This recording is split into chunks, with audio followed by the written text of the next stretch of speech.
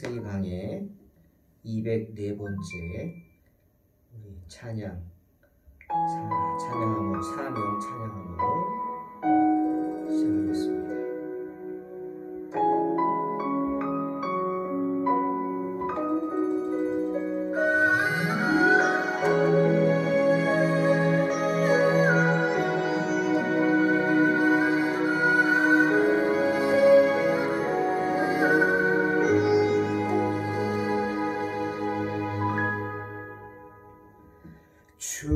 주님이 홀로 가신 그 길 나도 따라가오.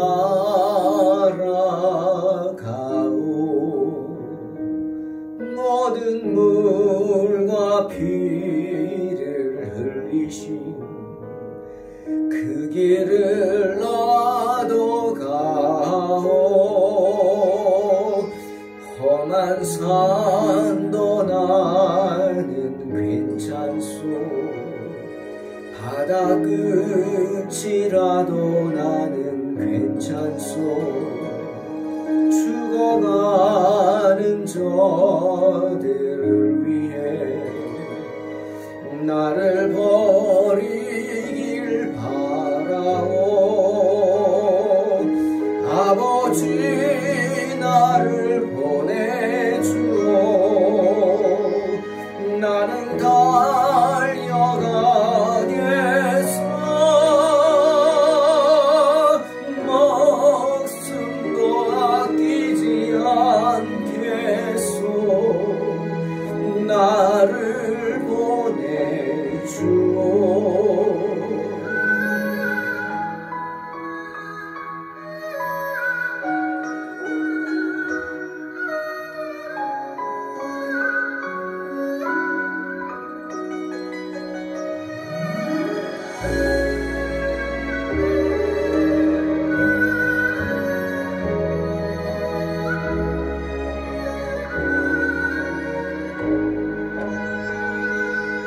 험한 산도 나는 괜찮소. 바다 끝이라도 나는 괜찮소. 죽어가는 저들을 위해 나를 버리길 바라오.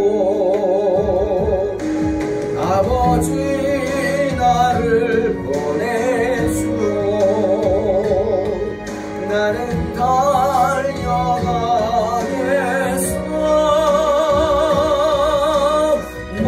목숨도 아끼지 않겠소. 나를 보내주오. 세상이 나를 미워해도 나는 살아가겠어. 세상을 구원할 십자가 나도 따라가오. 생명을 버리면서까지 나를 사랑한 당신 이 작은 나를 받아주오.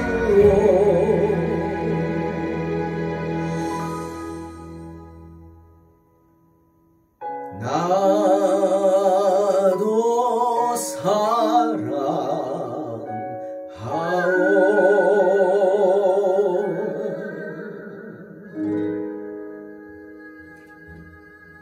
사랑하오. 주님을 사랑합니다.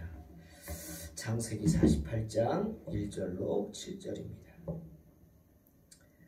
이 일 후에 어떤 사람이 요셉에게 말하기를 내 아버지가 병들었다 하므로 그가 곧 두 아들 므낫세와 에브라임과 함께 이르니 어떤 사람이 야곱에게 말하되 내 아들 요셉이 내게 왔다 하며 이스라엘이 힘을 내어 침상에 앉아 요셉에게 이르되 이전에 가나안 땅 루스에서 전능하신 하나님이 내게 나타나사 복을 주시며 내게 이르시되 내가 너로 생육하고 번성하게 하여 내게서 많은 백성이 나게 하고 내가 이 땅을 내 후손에게 주어 영원한 소유가 되게 하리라 하셨느니라. 내가 애굽으로 와서 내게 이르기 전에 애굽에서 내가 낳은 두 아들 에브라임과 므낫세는 내 것이라. 르우벤과 시므온처럼 내 것이 될 것이요 이들 후에 내 소생은 내 것이 될 것이며 그들의 유산은 그들의 형의 이름으로 함께 받으리라. 내게 대하여는 내가 이전에 밧단에서 올 때 라헬이 나를 따르는 도중 가나안 땅에서 죽었는데 그곳은 에브랏까지 길이 아직도 먼 곳이라. 내가 거기서 그를 에브랏 길에 장사하였느니라. 에브랏은 곧 베들레헴이라. 아멘.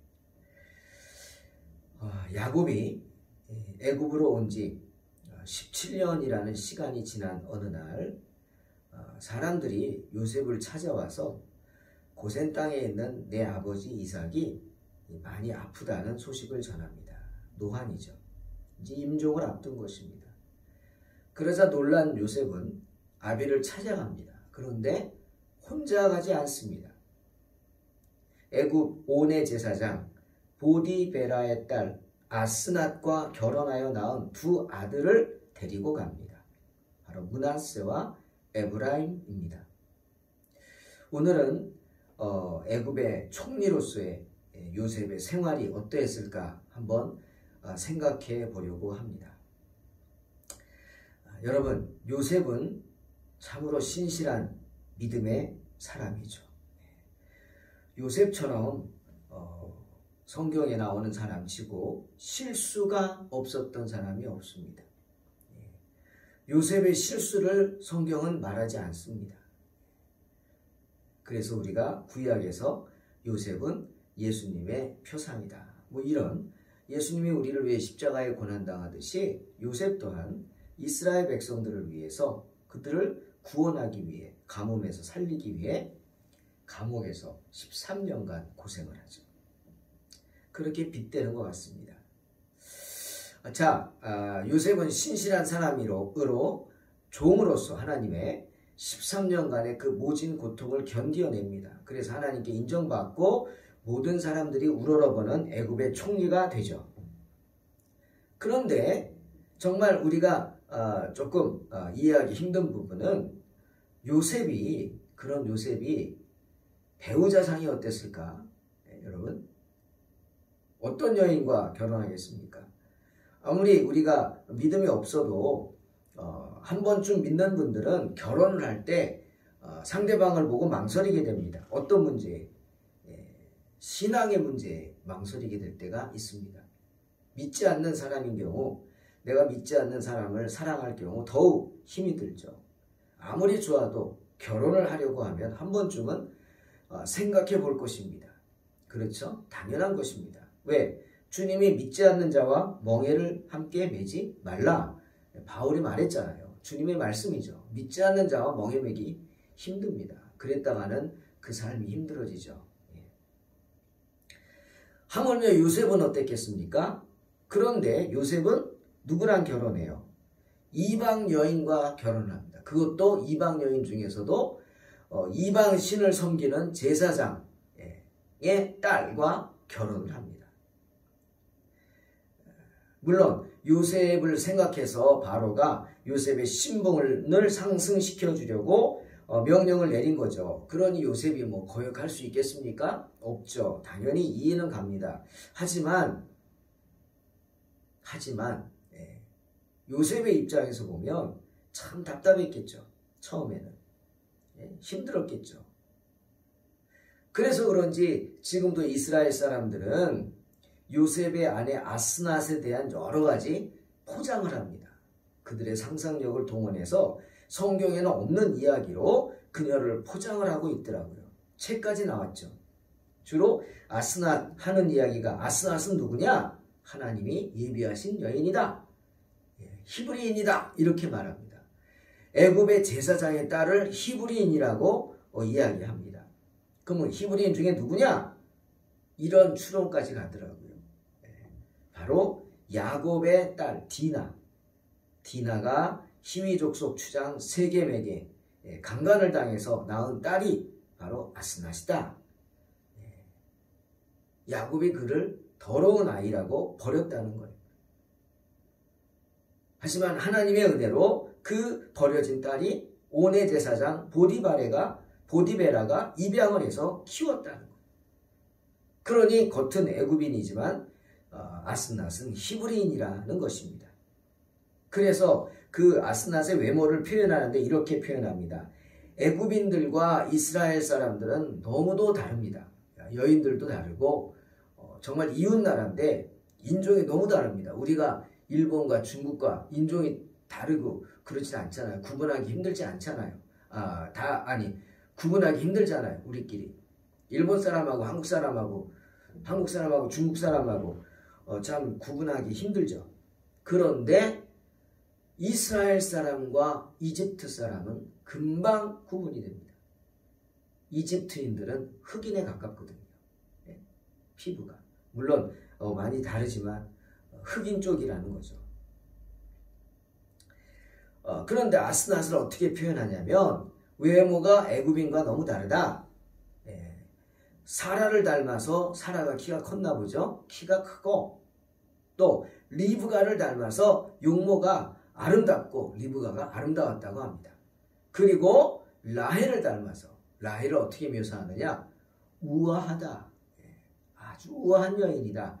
이렇게 표현합니다. 그래서 아스낫이 그랬다는 거예요. 키도 크고 용모도 아름답고 거기다 우아하기까지 하다. 뭐 이렇게 말합니다. 어떻게 보면 좀 안쓰럽죠. 자신들의 정통성을 어떻게든 고수하려고 어떻게든 요셉을 미워하려고 요셉이 이방 여인하고 결혼할 사람이 아닌데 아스낫을 보고 아스낫의 출신이 히브리인인 것을 보고 결혼했다. 뭐 이렇게 미워하는 겁니다. 성경에 없는 이야기죠. 그러니까 그냥 그런가 보다 하고 디나의 딸인지 아스낫이 아닌지 모르겠지만 확실한 건 있습니다. 이스라엘 사람들이 이런 말을 하는 어떤 근거가 충분히 심적인 이유가 있어요. 그게 뭐냐? 요셉이 아스낫에게 푹 빠졌다는 거예요. 우리 성경을 보면 요셉이 아스낫에게 푹 빠진 사실을 알 수 있어요. 여러분, 요셉은 영적인 사람이에요. 그런데 영적인 사람인 요셉이 할 수 없이 결혼을 했다고 하지만 이방 여인에게 푹 빠질 수 있습니까? 그런데 요셉은 푹 빠졌어요. 그만큼 아스낫은 매력적이고 요셉이 외모만 봤겠어요? 말이 통해야죠. 말도 통하고 말이 통한다. 즉 영적으로 통하는 사람이었다. 여러분 왜 믿지 않는 자와 멍에를 매지 말라고 합니까? 영적으로 통하지 않기 때문에. 주일은 뭐하는 날? 성수하고 예배드리는 날, 교회 가는 날. 그런데 믿지 않는 사람은 주일은 뭐하는 날? 쉬는 날, 놀러 나가는 날. 이러니 주일이면 되면은 남편은 놀러 나가길 바라는데 아내는 교회를 가야 돼요. 주일날 놀러 가면 안 돼요. 그러니 싸우고 그게 계속되면 그 가정이 어떻게 되겠어요? 그게 믿지 않는 자와 멍에를 매지 말아야 할 이유죠. 그런데 요셉은 아스낫에게 푹 빠졌어요. 요셉은 기도하는 사람인데 아무에게나 마음을 주겠냐는 거죠. 그런데 아스낫에게 마음을 줬어요. 아스낫이 외모가 예쁘고 매력적이다? 그것만 아니에요. 영적으로도 통했다는 거예요. 영적으로 서로의 아픔을 나누고 서로의 기도 제목을 나누고 서로의 비전을 나눌 수 있어야 하지 않습니까? 그게 영적으로 통하죠. 요셉과 아스낫은 그렇게 통하는 사이였다. 어떻게 이렇게 말할 수 있느냐? 바로 요셉이 그 아들의 이름을 짓는 것을 보고 알 수 있어요. 요셉은 아스낫과의 사이에서 아들 둘을 낳습니다. 첫째 아들 이름이 뭐죠? 창세기 41장 51절 므낫세입니다. 므낫세. 므낫세는 히브리 단어로 히브리어로 잊는다는 뜻이에요. 뭘 잊어요? 지난 13년간의 애굽에서 자신이 당한 모든 고난 그리고 요셉이 아비 집에서 있었던 모든 일들 아비 집에 대한 그리움 형들을 미워하는 마음뿐 아니라 그리움까지도 다 잊었다는 거예요. 여러분 아스낫과 만나서 그걸 다 잊었어요. 아스낫과 만나서 얼마나 그 삶이 행복했으면 그랬어요. 형들에 의해 집에서 쫓겨나고 죽을 뻔하기까지 했는데 얼마나 집이 그리웠겠습니까? 그런데 그 그리움을 다 잊어버렸다는 거. 누가 잊게 해줬어요? 아스낫이요. 그러니 요셉이 아스낫을 얼마나 사랑했는지, 결혼 생활이 얼마나 행복했는지, 아스낫과 함께하는 애굽에서의 생활이 얼마나 행복했는지, 그것이 지금까지 모든 고난과 집에 대한 그리움까지 잊게 해줄 정도로 요셉에게는 좋았다는 것입니다. 누가? 아스낫이. 그뿐이 아닙니다. 둘째 아들의 이름이 뭐예요? 에브라임입니다. 그 의미는 하나님이 나를 내가 수고한 땅에서 번성하게 하셨다. 창세기 41장 52절 뜻입니다. 번성하게 하셨다. 이제는 예전의 아픔, 그 나쁜 기억, 그 괴로움 다 잊어버렸고 아스낫을 만나서, 그리고 아스낫과 살면서 더욱 우리가 번성해졌고 더욱 풍성해졌다. 이제 애굽에서 잘 살고 있다. 이런 뜻입니다. 누구 덕입니까? 물론 하나님의 덕이라 하겠죠. 하나님의 은혜입니다. 하지만 누구의 공이 클까요? 바로 아스낫의 공이 큰 거죠. 내조의 공이 큰 겁니다. 여러분, 아스낫은 이방신을 섬기는 제사장의 딸이었어요. 하지만 성경을 보면, 그 흐름을 보면, 아들의 이름을 짓는 거 하나만이라도 보면 요셉을 그런 이방신의 신앙으로 유혹하지 않았습니다. 그죠? 개종시키려고 하지 않았다. 도리어 아들들의 이름을 하나님의 은혜를 상징하는 히브리어로 지을 수 있도록 도리어 격려해주고 요셉의 마음을 신앙적으로 평안하게 해주는 그런 여인이었습니다. 그러니 요셉이 아스낫과 결혼하고도 제사장의 사위가 되어서도 그 신앙이 결코 흔들리지 않을 수 있었던 것입니다. 그뿐 아닙니다.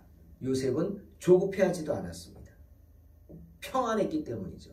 여유가 있었어요. 때문에 충분히 그럴 능력이 있는데도 불구하고 형들을 찾아가서 복수할 생각을 하지 않습니다. 여러분 같으면 이런 마음이 들까요? 그 고생을 했는데 죽을 뻔하고 자기를 죽이려고 하던 형들을 찾아가서 내가 힘이 있으니까 복수를 하지는 않을지언정 많은 신하들을 거느리고 가서 군대를 거느리고 가서 좀 기를 죽이고 정말 혼쭐을 내주고 싶은 생각이 있지 않을까요? 근데 요셉은 그렇게 하지 않았어요. 가나안 집에 찾아갈 생각도 하지 않았어요. 왜? 다 잊고 살았기 때문에. 아스낫과 결혼한 후부터 그 순간 요셉의 삶은 이제는 고난 끝, 행복 시작 그 자체였습니다. 그렇죠? 하지만 그렇다고 요셉이 하나님까지 잊은 것은 아니었습니다.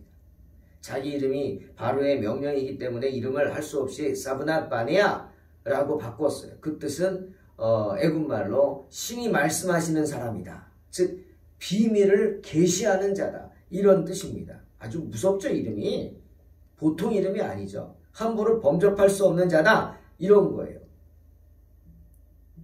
자기는 그렇게 바꿀 수밖에 없지만 아들들의 이름은 애굽식으로 짓지 않았습니다. 도리어 히브리식으로 므낫세, 에브라임 같이 히브리어로 지어줬어요. 그것이 그 증거입니다. 왜죠? 하나님을 잊지 않았기 때문에. 그리고 이름을 그렇게 지음으로 자기 아들들이 하나님을 알기를 원했어요. 하나님의 은혜를 알기를 원했어요. 예. 아비의 고난을 알기를 원했고 아비가 당한 그 고난의 이유를 알기를 원했습니다. 설명해 주었겠죠. 사랑하는 성도 여러분, 이처럼 우리나 우리 자녀들이 내가 누구인지, 나의 부모님들과 나의 조상들이 어떻게 살았는지 그 뿌리를 아는 것이 참 중요합니다. 지금 내가 믿음 생활을 하고 있습니까? 내가 내 힘으로 어느 날 갑자기 신앙생활을 하는 것 같습니까? 아니에요. 비록 나는 알지 못하지만 우리 조상들 가운데 그 마음밭에 믿음의 씨가 떨어져서 자라서 나에게 이르러 그 결실을 거두게 된 것인지도 모릅니다. 우리가 흔히 말하죠. 세상에 공짜는 없다. 맞습니다. 세상에 공짜 없어요. 공짜 한 번쯤 꼭 의심해 봐야 돼요. 당합니다. 속습니다. 그렇죠? 그럼 신앙에는 어떨까요? 신앙에는 공짜가 있을까요? 하나님의 은혜에 공짜가 있을까요? 물론 있습니다. 우리는 말하죠. 하나님의 은혜는 값없이 받는 것이다. 그 말은 뭐예요? 하나님의 은혜는 공짜입니다. 그걸 부인하는 것은 아니지만 여러분 한번 생각해 보세요. 하나님의 은혜는 공짜지만 하나님이 공짜로 주신 그 은혜를 지키는 것은 공짜가 아닙니다.